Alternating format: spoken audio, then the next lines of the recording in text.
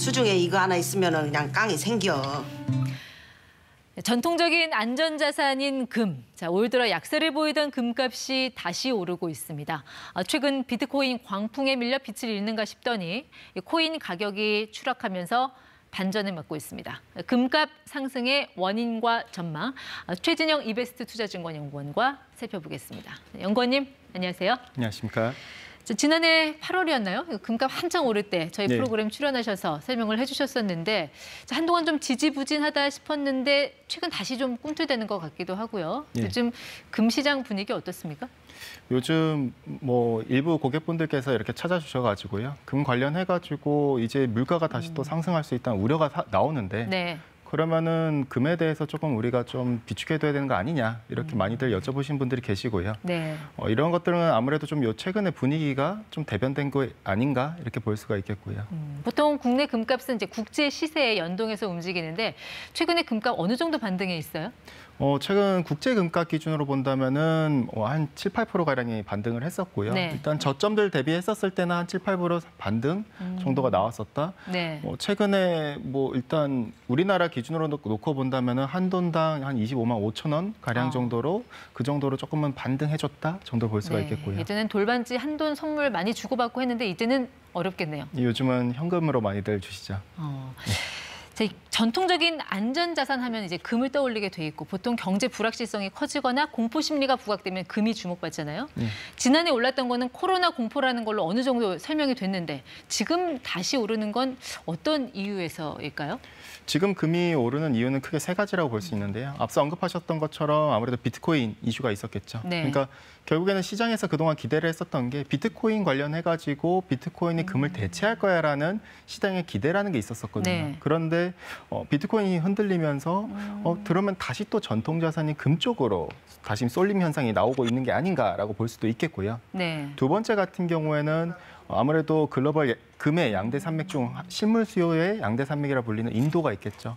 인도 쪽에서 아무래도 최근에 코로나가 조금 진정이 되고 있는 추세일 테고 11월 달에 금 최대 소매 시즌인 디왈리 축제를 앞두고 이 같은 코로나 완화가 인도 쪽에서의 실물 수요를 또 자극할 수 있는 기대감이 있을 테고요. 네. 마지막으로 세 번째는 앞서 언급드린 대로 물가에 대한 우려입니다. 결국에는 금 같은 경우에는 물가가 상승하는 상황에서 화폐 가치가 절하되는 것 같다 방어하기 위한 수단으로 투자하는 게 금이거든요. 네. 그렇기 때문에 물가에 대한 최근의 우려가 아무래도 금에 대한 수요로 연결됐다라고 볼 수가 있겠고요. 그러니까 정리해보면 세계적으로 물가 상승에 대한 공포가 좀 커진 가운데 이 비트코인의 단점이라고 할 수 있는 변동성이 다시 부각이 되니까 좀 돈의 흐름이 바뀌는 것 같다라는 설명이신 것 같아요. 어떻게 보면 그렇겠죠. 네, 그런데 이 비트코인 가격과 이 금값이 실제로 상관관계가 있습니까? 이게 수치로 좀 확인이 되나요? 실물적으로는 사실은 상관성이 크게 있다고 보기는 어렵습니다. 다만 우리가 데이터를 통해서 확인을 한다면은 ETF를 통해서 자금의 유출입 현황을 우리가 보면은 비교가 가능하거든요. 네, 이때 먼저 그럼 비트코인 가격 먼저 좀 살펴볼까요? 네. 최근에 오늘 같은 경우 비트코인이 살짝 반등이 나왔긴 했지만 4월 16일 대비했었을 때는 거의 폭락 수준이거든요. 거의 급격한 하락이라 볼 수가 있겠는데요. 네.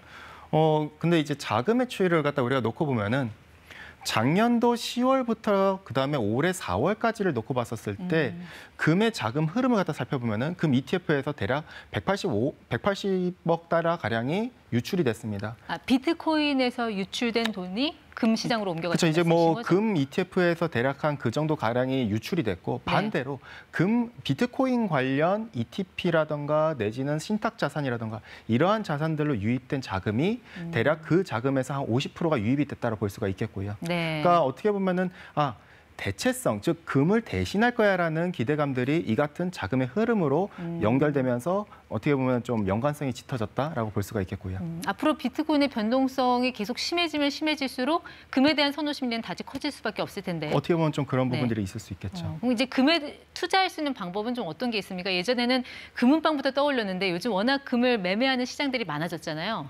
네. 대표적인 거 이제 골드바. 이거 1kg짜리가 휴대전화처럼 이렇게 생겼더라고요. 이런 골드바는 좀 어디 가서 매매를 할 수 있는지 뭔가 좀 정보를 주신다면요. 골드바 같은 경우에는 우리가 실제로 이렇게 이렇게 좀 뭐 우체국이라든가 이런 쪽을 갖다 놓고 보시면은 홍보가 많이 돼 있는데요. 은행에서도 홍보가 돼 있는데 뭐 금은방이라든가 그런 데에서 실물을 네. 갖다가 우리가 구매를 할 수가 있습니다. 이제 금통장은 말 그대로 은행에서 개설을 갖다 할 수가 있을 테고요. 네. 밑에 하단에 KLX 금 시장이 있을 테고 금 ETF가 있는데 이 두 가지 같은 경우에는 우리가 증권사 관련돼 가지고 거래 시스템을 갖다 통해서 모바일로도 거래가 가능하다라고 보시면 될 것 같고요. KRX 한국금거래소에서 그쵸. 하는 거 그리고 금 ETF는 마찬가지로 이제 모바일을 갖다 통해서도 거래가 가능할 테고요. 네. 근데 각각의 좀 장단점이 있고 특히 좀 세금 같은 것도 유의를 해서 봐야 되잖아요. 그렇죠. 네.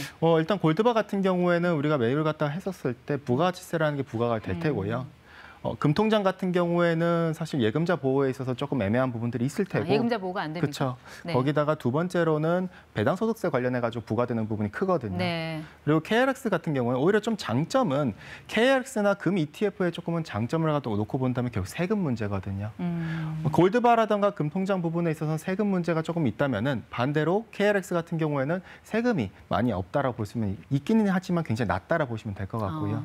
거기 뭐 물론 골드바처럼 인출을 갖다 하겠다 하면은 골드바에서 부과되는 부가가치세처럼 마찬가지로 부과가 될 테지만 그게 금으로 아니라 인출할 때? 그렇죠. 네. 그게 아니라 금을 인출한 게 아니라 그 안에서 우리가 시세 차익만 벌겠다 한다면은 뭐 부가가치세는 그렇게까지 발생은 안 할 테고요. 네. 반대로 이제 금 ETF 같은 경우에는 마찬가지로 KLX랑 거의 비슷합니다. 모바일로도 거래가 되고 소액 투자라도 용이를 할 텐데 금 ETF 같은 경우에 우리가 주식 ETF처럼 네. 마찬가지로 금 관련 ETF들도 상장이 돼 있다. 그래서 그게 개별 종목을 추종하는 게 아니라 그 이제 시장의 뭐 금을 지수를 그렇죠. 네. 금을 갖다가 금 선물을 추종하는 ETF가 있을 테고요. 그게 아니라 다른 발류는 뭐 이제 금 광산 기업에 투자하는 ETF로 구성된 것들도 있다 정도 이해해 주시면 될 것 같고요. 네, 사실 저희가 이런 정보를 드리는 게 꼭 금에 투자라고 말씀을 드리는 게 아니라 이제 금에 대한 선호 심리가 높아지니까 이런 점을 유의해서 봐라라고 정보를 드리는 건데, 자 앞으로 하반기까지 그럼 금값 시세를 어떻게 전망하세요? 뭐 금값에 있어서는 저희는 좀 아무래도 뒤로 연말로 접근하면 접근할수록 조금 상승세가 위축될 거라고 좀 접근을 하고 있습니다. 네. 우리가 접근해야 될 부분은 크게 두 가지가 있을 텐데요. 우리가 결국에는 물가에 대한 상승 우려가 굉장히 크면서 그럼 금에 대해서 기대감들이 많이 높아질 텐데 리스크도 우리가 찾아볼 필요가 있거든요. 첫 번째 같은 경우에는 결국 물가일 텐데요. 네. 우리가 물가를 갖다 살펴본다면은 물가에 대한 기대감이 굉장히 높지만은 물가는 결국에는 유가의 기저효과에 따라서 결정이 어느 정도 됩니다. 네. 그런데 중요한 건 작년도 유가를 갖다가 우리가 고려를 한다면은 유가 상승률 같은 경우에는 5월 달이 피크고 그다음부터는 내려가기 시작하거든요. 그 기저효과가 끝나는 시점을 그쵸. 말씀하시는 거죠? 그걸 감안을 했었을 때는 물가에 대해서 상승 우려가 오히려 완화되면서 네. 실질적으로 금에 대해서 그런 물가에 대한 압력 때문에 금이 올랐었는데 그 우려는 조금 상실된다 네. 정도로 이해하실 수 있겠고요. 네. 두 번째 우리가 살펴봐야 될 부분은 연말로 접근할수록 미국의 연방준비은행 즉 파웰 의장이 테이퍼링 즉 자산 매입에 있어서 속도를 갖다가 완화시킬 건지 여부가 네. 중요할 것 같습니다. 실제로 테이퍼링 발언이 만약에 나온다면은 2013년 5월 달에 버냉킹 쇼크 때랑 마찬가지로 금리가 상승할 테고 명목 금리가 상승하게 되면은 실질 금리가 상승하게 됨으로써 금 역시 하락하게 되는 요인이 될 수가 있으니까요. 네. 그래서 우리 같은 경우는 이 두 가지 부분을 갖다가 다음 달에 물가 지표를 한 번 더 체크해보고 그 다음 달 부분도 한 번 더 체크해보고 네. 그리고 마지막으로 체크해야 될 부분은 이제 파웰 의장의 테이퍼링 이슈가 과연 나올지 말지에 대해서도 마찬가지로 체크를 하면서 우리가 한번 염두를 해보자 정도 이해해 주시면 될 것 같고요. 네, 그 테이퍼링 말씀하셨는데 이게 자산 매입을 축소하는 걸 말씀하시는 그쵸. 거잖아요. 그건 어느 정도 고용도 좋아지고 경기가 좋아진다는 전제 하에 말씀하시는 건데 미국 경기가 하반기에 그렇게 뭐 살아날 거라고 보시는 뭐 근거 같은 게 있으십니까? 결국에는 미국을 갖다 바라볼 때 고용 지표와 그 다음에 백신 접종이라고 봐야 될 것 같아요. 네. 미국 같은 경우에는 일단 7월 달 경에 뭐 완전 접종에 이제 집단 면역에 들어갈 수 있다라는 식으로 얘기들이 나오고 있고 실제로 굉장히 글로벌리하게 놓고 보더라도 백신 접종이 빠른 속도로 이루어지고 있고요.